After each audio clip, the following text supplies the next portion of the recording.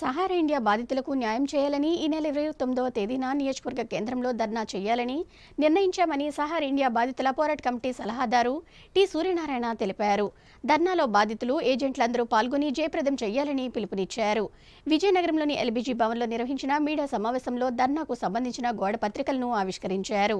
ఈ సందర్భంగా ఆయన మాట్లాడుతూ సహారా ఇండియా బాధితుల తరపున పోరాడేందుకు 20 మంది కార్యవర్గంతో పోరాట నూతన కమిటీని ఎన్నుకున్నామన్నారు.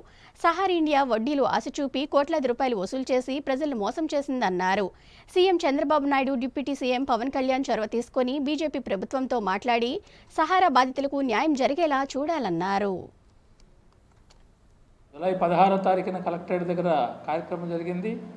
ఆ సందర్భంగా కలెక్టర్ గారికి వినతిపత్రం ఇవ్వడం జరిగింది. దానికి సంబంధించి ఒక అధికారిని నియమించి దీంట్లోనే ఎవరి పరిధిలోకి వస్తుంది అంతవరకు చేయాలి. జరిగింది అన్యాయమే కాబట్టి దీని మీద పూర్తిగా మేము పరిశీలన చేసి ఎవరైతే దీనికి బాధితులు ఉన్నారో బాధితులకు న్యాయం చేయడానికి ఎవరి కారకులో అది కనుక్కొని దాని మీద మేము చర్యలు తీసుకుంటామని జిల్లా కలెక్టర్ గారికి తెలియజేయడం జరిగింది.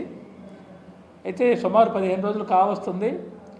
మళ్ళీ ఈ పోరాటం కొనసాగించాల్సిన బాధ్యత ఉందని చెప్పేసి మేము భావించాం.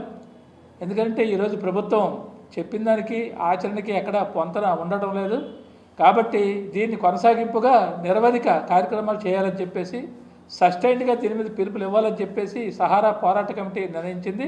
అందులో భాగంగానే ఈ నెల 29వ తారీఖు సోమవారం నాడు ఈ జిల్లాలో గల అన్ని నియోజకవర్గాల కేంద్రాల్లో ధర్నాలు నిర్వహించాలని, సంబంధిత అధికారులకు వినతిపత్రాలు ఇవ్వాలని, అలాగే శాసనసభ్యులకి అధికారులకు కూడా వినతిపత్రాలు ఇవ్వాలని చెప్పేసి భావించాం.